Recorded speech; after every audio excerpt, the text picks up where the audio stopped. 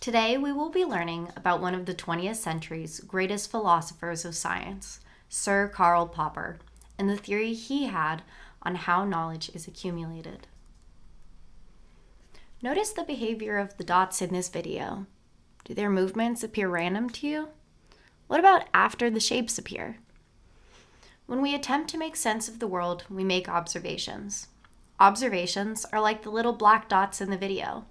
You can see how they are behaving, but at first you can't explain why.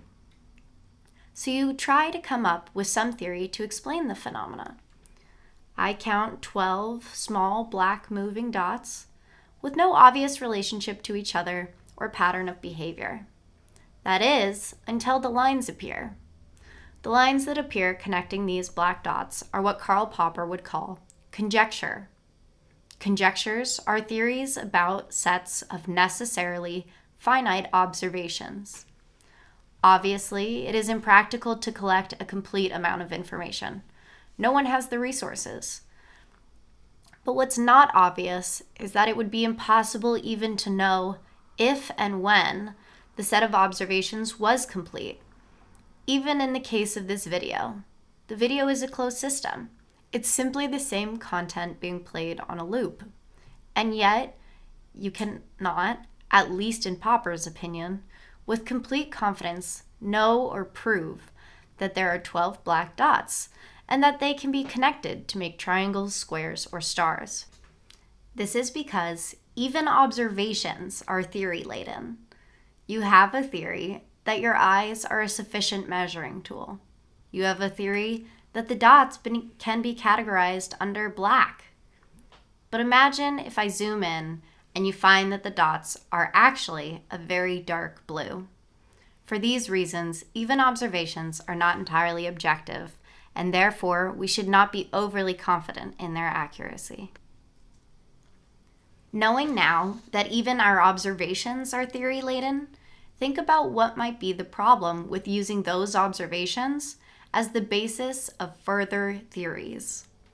The problem with this leap from 12 black dots to triangles, squares, and stars is that more than one shape can connect those dots, which means there is no basis to be more confident that one shape is the right way to connect the dots over any other. This is what Popper calls underdetermination. It is one of the reasons why all theory is, in Popper's view, conjectural. One of the primary views in the philosophy of science that Popper was arguing against is empiricism, the view that knowledge comes from the senses. Hume's statement above typifies this position. Suppose now that I zoomed out on the video. Suppose this revealed 12 additional dots, none of which conform to the triangle, square, and star theories I had previously conjectured. What this tells us is that conjecture based on a finite set of observations is fallible, not just because the observations themselves could be flawed, but because we can never be certain that later observations will resemble them. Imagine a naturalist observing swans. Day after day, nothing but white swans. He publishes his theory. Swans are white, 40 years of observations to prove it. 2 weeks later, a family of black swans flies over his house. This is what Popper identifies as the problem of induction, the problem of inferring general theories from finite observations. What is the solution to this problem of induction? Falsification. Theories make predictions about what should be observed.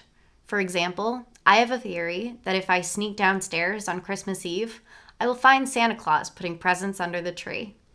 But when I find no such man, my theory is falsified, and I must be willing to throw out the whole thing.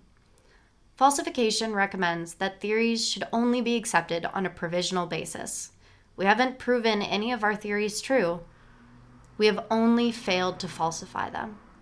However, knowledge will still accumulate, Popper proposes, through the process of conjectures and refutations, despite the fact that we can never be certain in any particular theory.